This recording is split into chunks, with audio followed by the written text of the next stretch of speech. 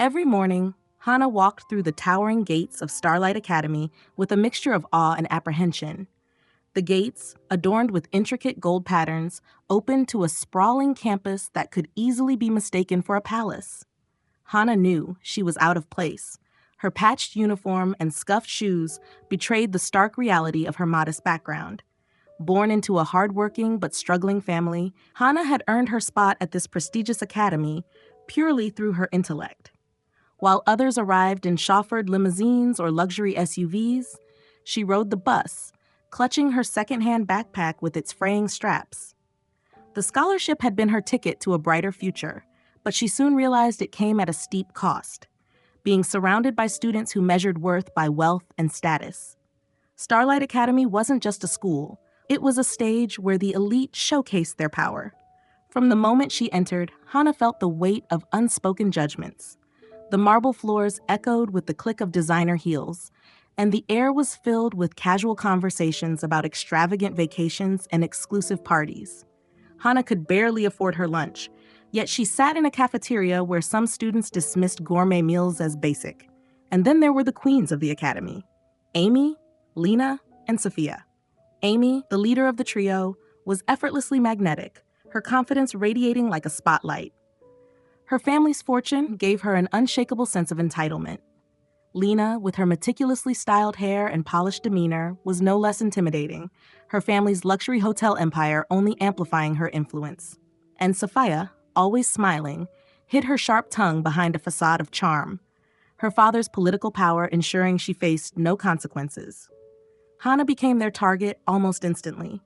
To them, she was an anomaly, a scholarship student who dared to step into their world of privilege. The trio seemed to take her presence as a personal affront. Whispers started as soon as Hannah walked into a room, their sharp gazes dissecting her every move. They mocked her thrift store shoes, her simple clothes, and even the way she tied her hair. "She's so desperate to fit in," Amy would laugh, her voice cutting through the chatter in the cafeteria. "It's almost cute." Almost. Hannah tried to ignore them, focusing on her studies and reminding herself why she was there. But it wasn't long before the whispers turned into full-blown humiliation, and Hannah found herself at the center of their cruel games. She was no longer just a student. She was their entertainment. The first time it happened, Hannah still thought it was a mistake. It was during lunch break. She had just changed into her gym shoes, carefully placing her old worn sneakers by the locker. When she returned, they were gone. Panicked, she searched the hallway, only to find Amy leaning casually against a wall, a smirk curling on her lips. "Looking for these?" Amy dangled the sneakers by their laces, holding them like they were something disgusting. Hannah's heart sank. "Give them back, please," she whispered, her voice trembling. Amy raised an eyebrow. "What? These old rags? They belong in the trash." Before Hannah could respond, Amy tossed them effortlessly into the garbage bin. The hallway filled with laughter as students turned to watch the spectacle. Hannah's face burned as she approached the trash can. With shaking hands, she retrieved her shoes, now dirtied and surrounded by scraps of lunch. Behind her, Amy clapped sarcastically, her laughter echoing down the corridor. "Oh look, she's even recycling." The second time, it was deliberate. In the cafeteria, Hannah sat alone at her usual spot, a small table in the corner. Her lunch was simple, a homemade rice ball wrapped in plastic. It wasn't much, but it was all her family could afford.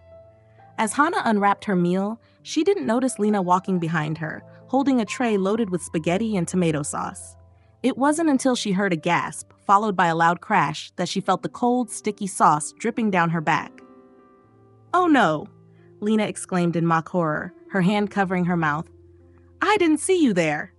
The cafeteria erupted in laughter. Hannah sat frozen, the warm sauce soaking through her shirt. She didn't dare turn around. She knew what she would see. Lena's fake concern, Amy and Sophia snickering from their table, and the other students watching the spectacle with amused grins. "Maybe you should sit somewhere else next time," Lena added with a sugary tone, placing her hand on Hannah's shoulder before walking away. Hannah clutched her rice ball tightly, her appetite gone. The third time was crueler. It happened during the weekly flag-raising ceremony. The entire school gathered in the courtyard, their eyes fixed on the stage where the principal spoke. Hannah stood near the back, hoping to blend into the crowd. Amy had other plans. As the national anthem began to play, a sudden noise broke through the solemnity. It was faint at first, a low meow, like a cat crying for attention. Then it grew louder, distorted, until it blared through the speakers. The crowd erupted into confused murmurs and then laughter. Hannah's heart sank as she realized what was happening. Amy, holding her phone, played a recording of cat noises over a hidden speaker she had planted near Hannah. "Stop that!" one of the teachers hissed, but the damage was done. "She sounds just like her," Sophia whispered loudly, drawing more laughter. Hannah wanted to disappear. She stared at the ground, her face burning, her nails digging into her palms.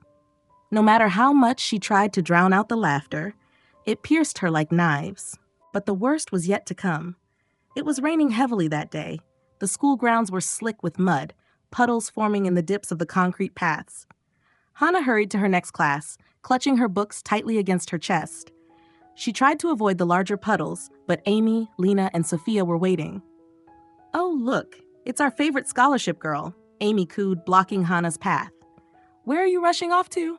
Lena added, stepping closer.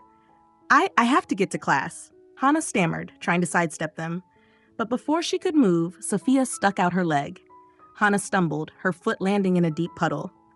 "Oops!" Amy pushed her shoulder lightly, but it was enough. Hannah lost her balance and fell face first into the mud. Her book scattered, the pages soaking up the dirty water. For a moment, everything was silent. Then came the laughter, sharp, cruel, and echoing. Sophia held up her phone, recording the scene. "Smile for the camera," she jeered. Hannah sat there, motionless, her hands trembling. Her uniform was ruined, her hair plastered to her face with mud. Tears welled up in her eyes, but she refused to let them fall. Not here, not in front of them. The clip spread like wildfire. By the end of the day, everyone at school had seen it. Comments flooded the online forums. "Can't believe she even tries to fit in. She should just quit. Pathetic." That evening, Hannah sat alone in her tiny room, her knees drawn to her chest. The dim light from a single bulb flickered as she stared at the wall, tears silently streaming down her face. For the first time, she wondered if coming to Starlight Academy had been a mistake. In a grand estate tucked away in the lush hills of the countryside, there lived a man whose name alone could shake the business world, Mr. Victor Liu. He was a self-made billionaire, the mastermind behind one of the largest conglomerates in the nation, with investments spanning finance, real estate, and technology. To outsiders, he was a figure of awe and mystery, a man whose every move could change markets. But to those who knew him personally, he was solitary, even cold, having withdrawn from most personal relationships after the tragic death of his only son years ago. Victor's life revolved around his empire. He spent his days in his study, poring over reports and strategizing for his next business move. He had no interest in frivolities or distractions. Family to him had become an abstract concept, a dream long buried in the past. That was until the day he saw the clip. It was one of his assistants who brought it to his attention. "Sir," she began hesitantly, holding a tablet, "there's something you need to see. It's personal." Victor, ever the stoic, raised an eyebrow but took the tablet. The screen flickered to life, showing a grainy video of a teenage girl, covered in mud, sitting helplessly in a puddle as laughter echoed in the background. Her head hung low, her face barely visible beneath her soaked hair. At first, Victor watched in detached confusion. Why was this relevant to him? But then, as the camera zoomed in, he froze. That face, it was unmistakable. She had the same soft features, the same eyes, those eyes that reminded him of his late son. A name flashed in his mind, one he hadn't spoken in years. "Hannah," the assistant began to explain, filling in the gaps. "She's your granddaughter, sir. The child your son had before." Her voice trailed off, the rest of the sentence unnecessary. Victor's grip on the tablet tightened as he replayed the video, each laugh and cruel comment stabbing him like a knife. He had never known Hannah existed. After his son's death, he had distanced himself from the family out of grief, burying himself in work. Yet here she was, a young girl enduring humiliation at a school filled with privilege, a world he had helped create but had never protected her from. He felt a surge of emotions he hadn't experienced in years. Anger, guilt, and a deep, unrelenting sorrow. How could he have let this happen? How could his own flesh and blood suffer this way while he sat in luxury, unaware? Victor placed the tablet down, his expression hardening into resolve. He wasn't just a businessman. He was a man who controlled empires, who wielded power like a weapon. For years, he had used it to build his fortune. Now he would use it to protect his family. "Prepare the car," he ordered, his voice steely. "I'm going to meet my granddaughter." The assistant hesitated. "Sir, do you think she'll want to see you?" Victor paused for a moment, his gaze distant. "She doesn't have to. But I'll make sure the world knows she's not alone." For the first time in years, Victor Liu wasn't thinking about profits or deals. He was thinking about Hana, his granddaughter, his family. And nothing, no amount of power or privilege, would stop him from standing by her side. The rain had stopped hours ago, but the streets still glistened under the dim light of a flickering street lamp. Victor Liu's sleek black car pulled up to the cramped alleyway, a stark contrast to the dilapidated surroundings. His driver hesitated, glancing nervously at the narrow, uneven road. "Sir, are you sure this is the right place?" the driver asked. Victor didn't reply. He stepped out, his polished shoes landing on the damp ground with purpose. He had seen the address, traced the connections, and confirmed the truth. This was where Hana lived. The building was old, with peeling paint and rusted railings.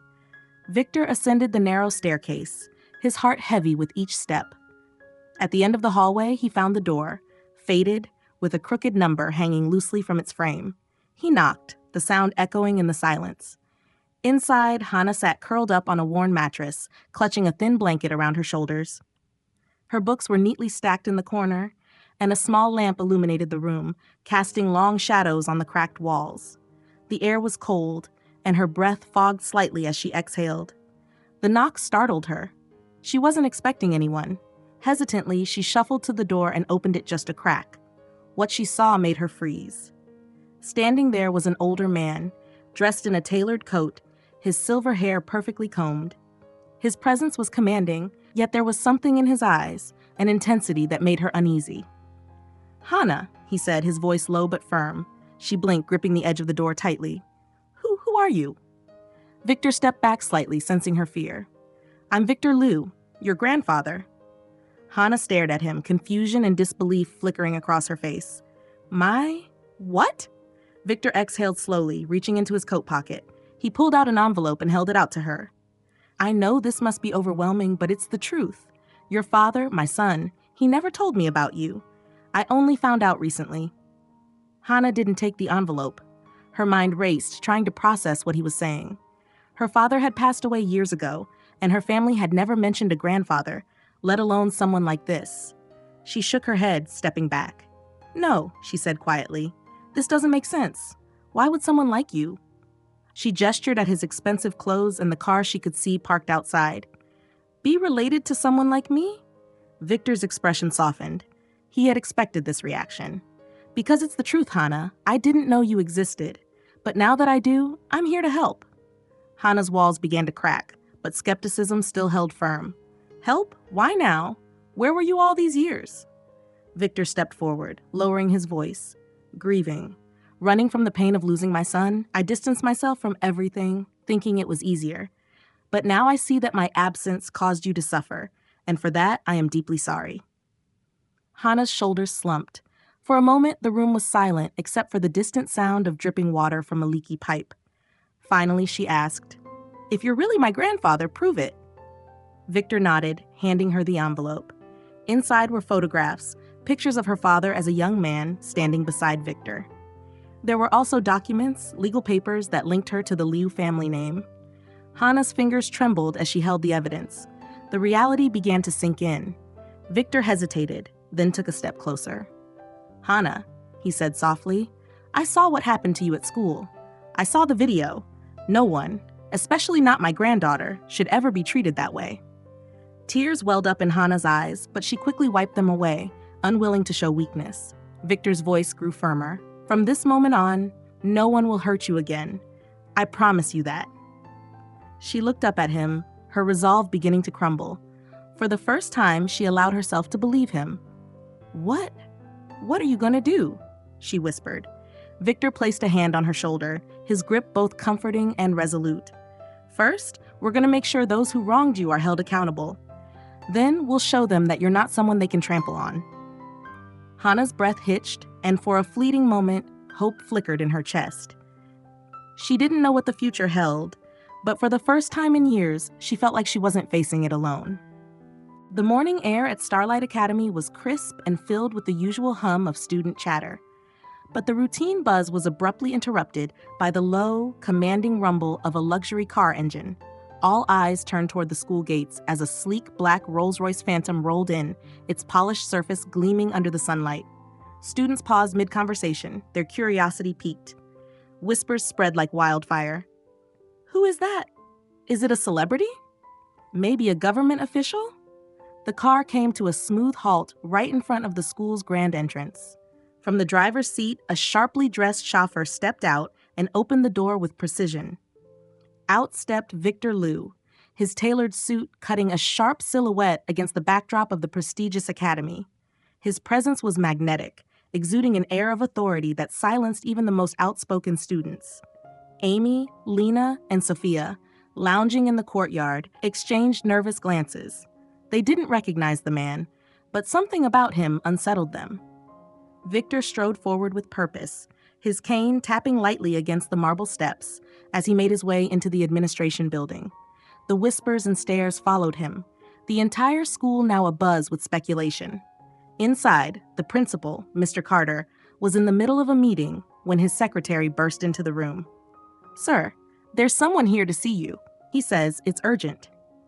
Before the principal could respond, Victor stepped into the room unannounced. His commanding presence froze everyone in place.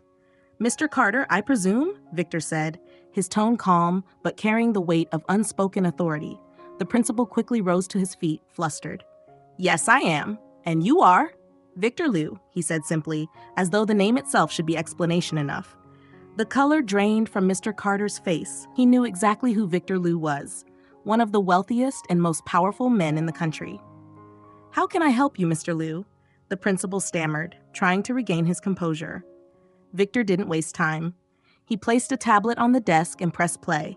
The video of Hannah being pushed into the mud played out, the cruel laughter of Amy, Lena, and Sophia filling the room. "This," Victor said coldly, "is your school, a place where my granddaughter is humiliated and degraded." The principal's mouth opened and closed, but no words came out.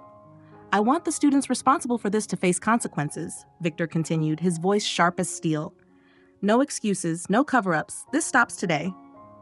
"Of course, Mr. Liu," the principal said hastily. "I assure you, we take matters like this very seriously. There will be an investigation."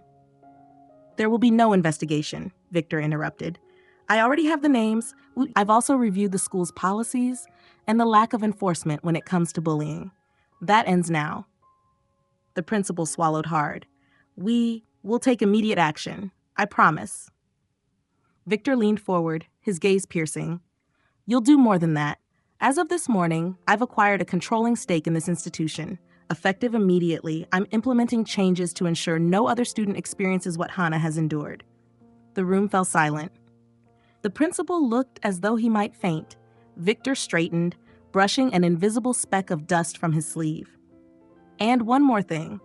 I want a meeting arranged with the parents of the students involved. They'll need to understand what happens when they cross the wrong person."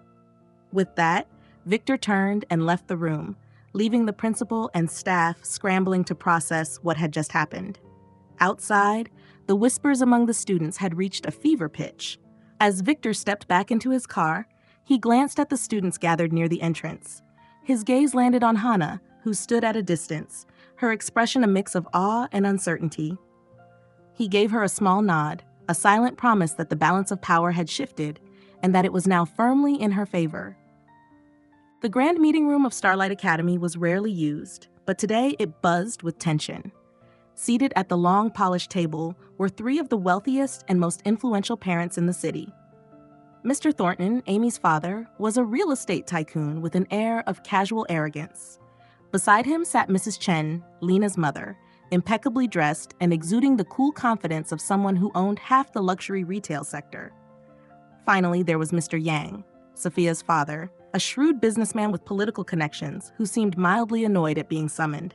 At the head of the table stood Victor Liu, silent, composed, and completely unbothered by the hostility in the room. His presence commanded attention, his steely gaze moving across the trio with calculated precision. "I trust you all know why you're here," Victor began, his voice calm yet unyielding. Mr. Thornton was the first to speak, leaning back in his chair with a smirk. "Mr. Liu, we appreciate the invitation, but if this is about some schoolyard spat, I hardly see why we're involved. Kids will be kids after all." Mrs. Chen chimed in, her tone dismissive. "Surely there's no need to blow this out of proportion. Lena mentioned some incident, but I'm sure it's nothing serious."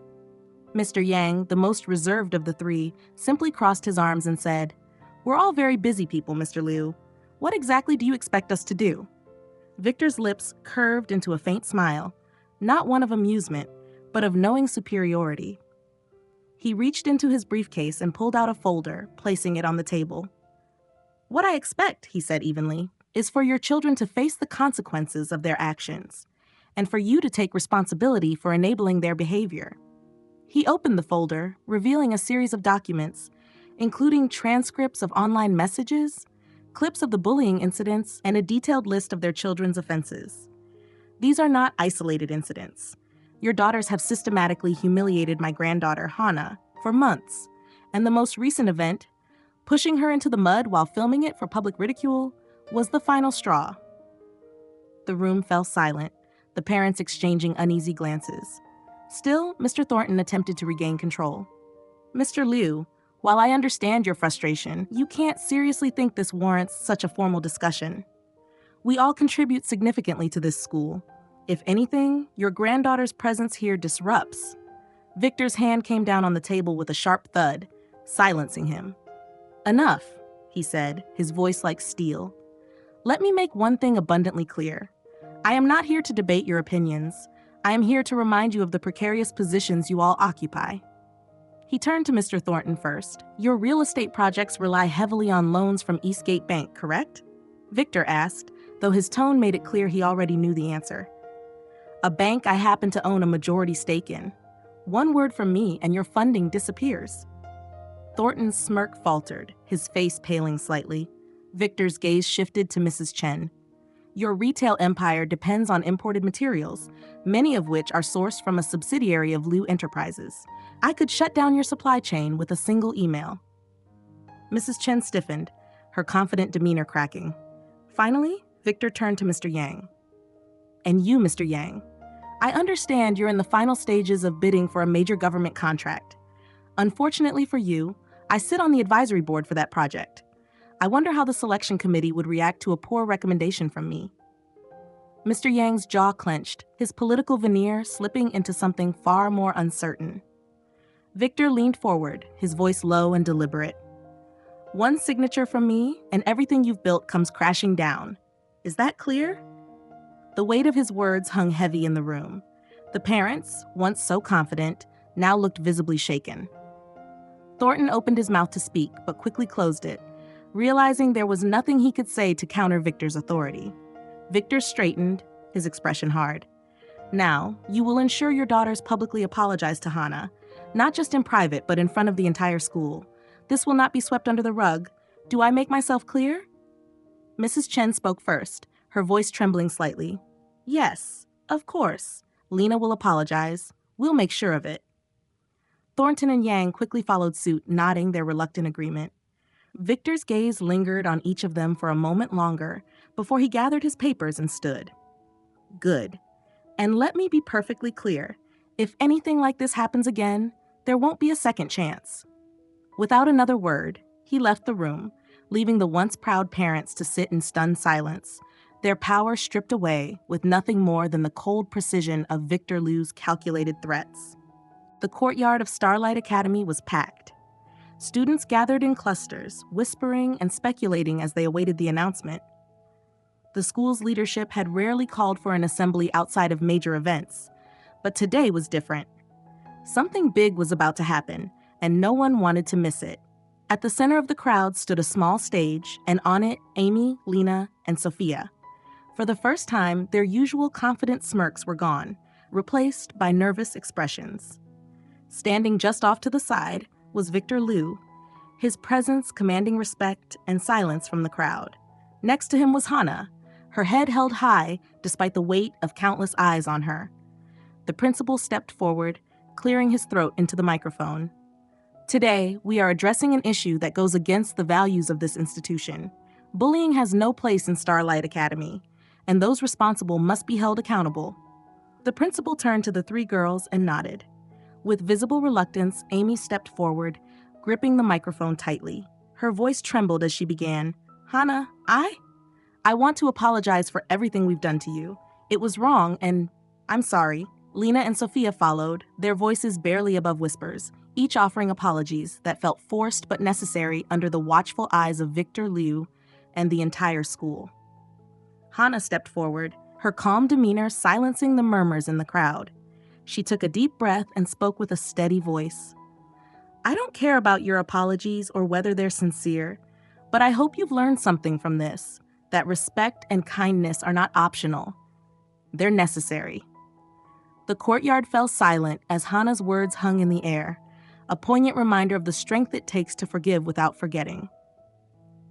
The winds of change swept through Starlight Academy in the days following the public apology.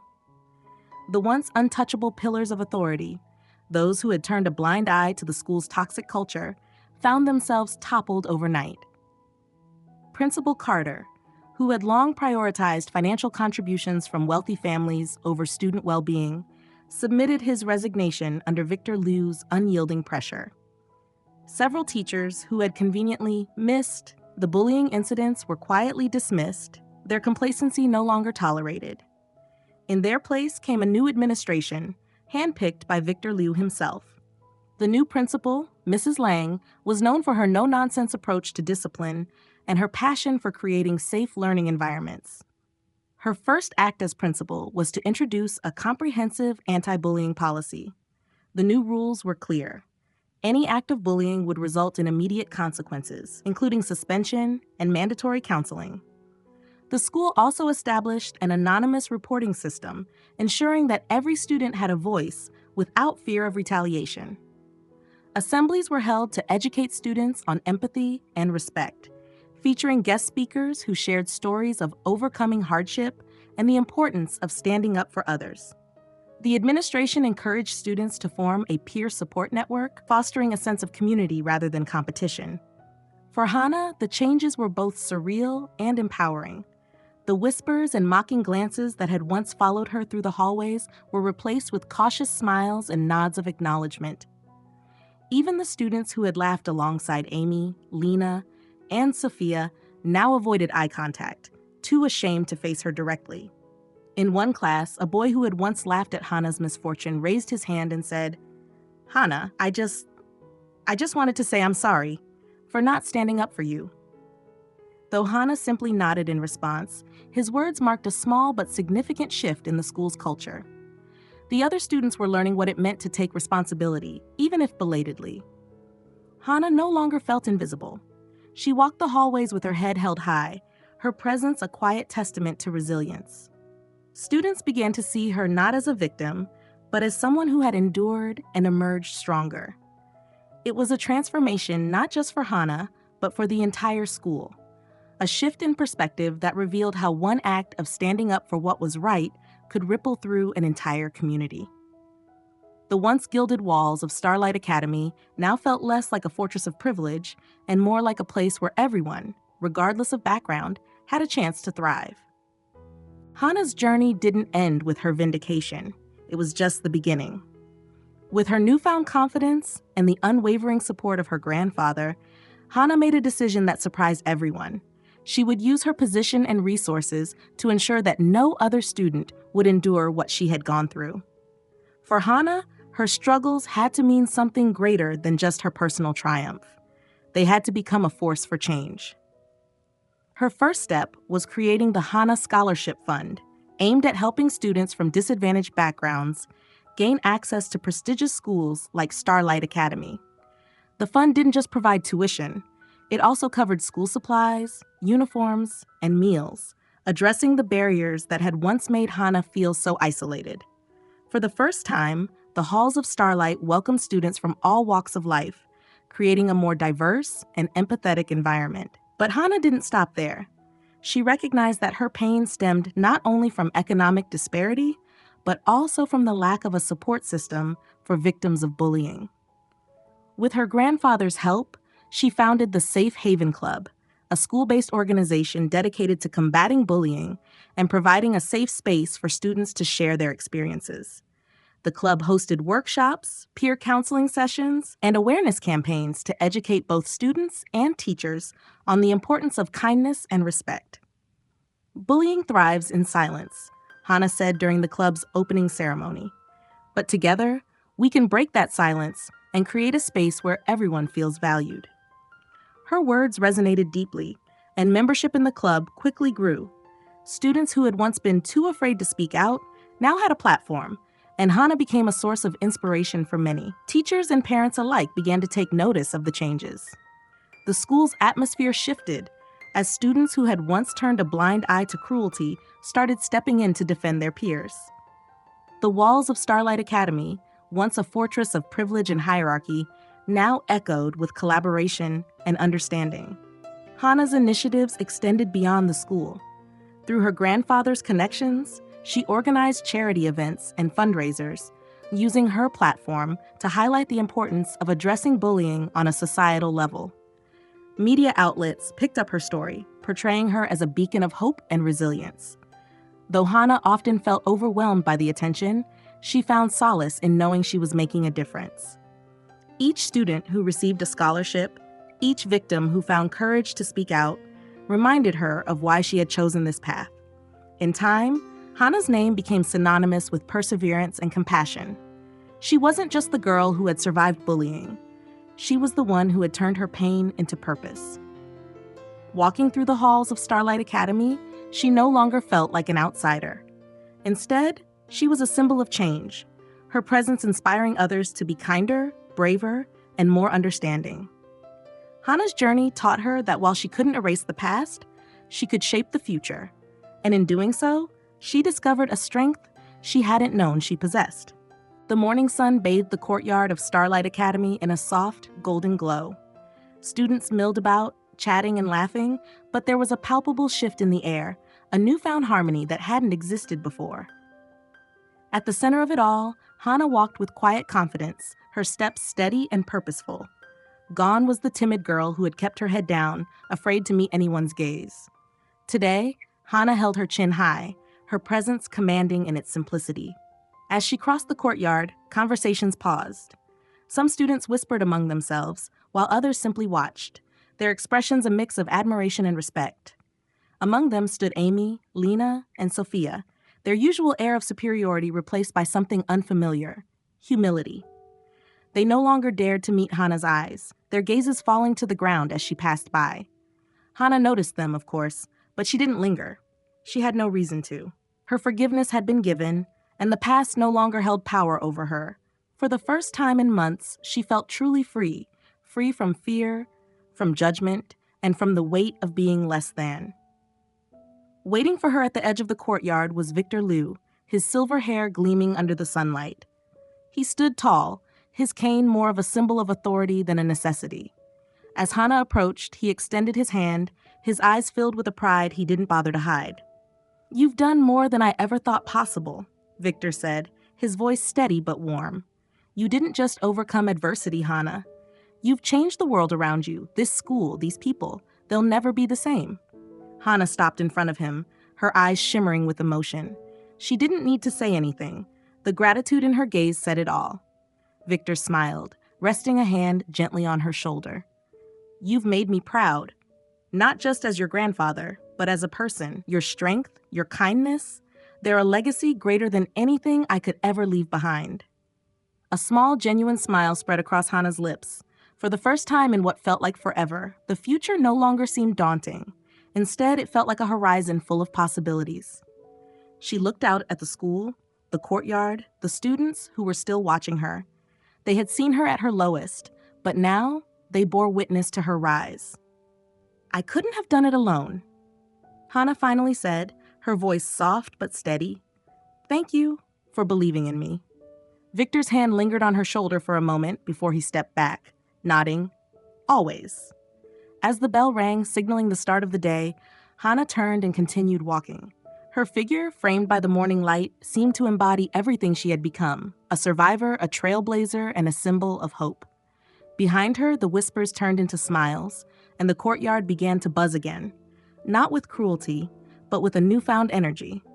Hannah's journey had been filled with pain, but it ended not in bitterness, but in triumph. Her story wasn't just one of survival.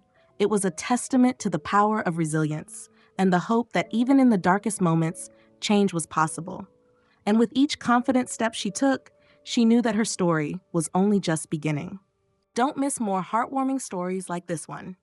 Subscribe now and join us on a journey of love, redemption, and powerful life lessons. Hit the subscribe button and turn on notifications to never miss an update.